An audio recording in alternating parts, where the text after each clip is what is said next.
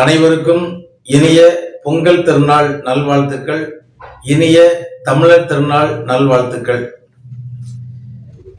நாம் அனைவரும் தமிழர் திருநாள் அன்று, பொங்கல் திருநாள் அன்று பொங்கல் பானைக்கு அருகே வைத்திருக்கின்ற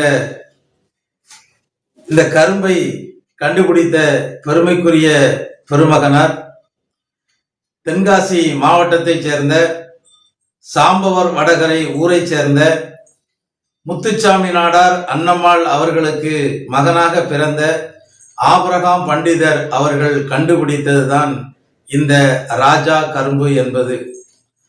பொங்கல் பானைக்கு அருகில் எதற்காக இந்த ராஜா கரும்பை வைத்து பொங்கல் வைக்கிறார்கள் என்று சொன்னால், ஒரு காலகட்டத்தில் தமிழர்களுடைய பாரம்பரியப்படி எந்த விழாக்கள் நடந்தாலும் அந்த விழாக்களில் அரசர்கள் முன்னிலையில் தான் நடைபெற்றிருக்கின்றது.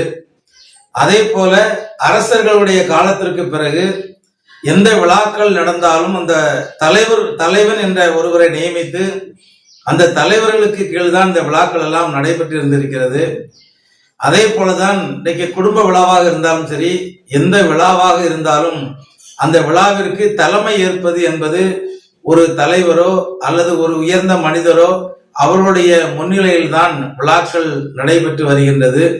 இப்படிப்பட்ட ஒரு பாரம்பரியத்தின் அடிப்படையில் தான் பொங்கல் திருவிழா என்பது தமிழர்களாகிய நாம் அனைவரும் ஒன்றிணைந்து நாடெங்கும் கொண்டாட வேண்டும் என்று 1946 ஆண்டில் ஜனவரி மாதம் 14ஆம் தேதி தை முதல் நாள் அன்று சிலம்பு செல்வர் ஐயா மாப்போசி அவர்களால் சென்னையில் இருக்கக்கூடிய கோகலே மண்டபத்தில் வைத்து முதலாக தொடங்கப்பட்டது. ஆனாலும் கூட பொங்கல் வைக்கின்ற பானைக்கு அருகில் இந்த கரும்பை எதற்காக வைக்கின்றார்கள் என்று சொன்னால், பொங்கல் வைக்கின்ற பானைக்கு அருகில் ஒரு அரசன் நின்று கொண்டு இருப்பதற்கு சமமாகத்தான் இந்த ராஜா கரும்பு என்று சொல்லக்கூடிய இந்த கரும்பை பக்கத்தில் வைத்து பொங்கல் பானையில் பொங்கல் வைக்கின்றார்கள். இந்த கரும்பை கண்டுபிடித்த பெருமகனார் சாம்பவர் வடகரை சேர்ந்த ஆபிரகாம் பண்டிதர் என்பதை சொல்லிக் கொள்வதில் மகிழ்ச்சி அடைகின்றேன்.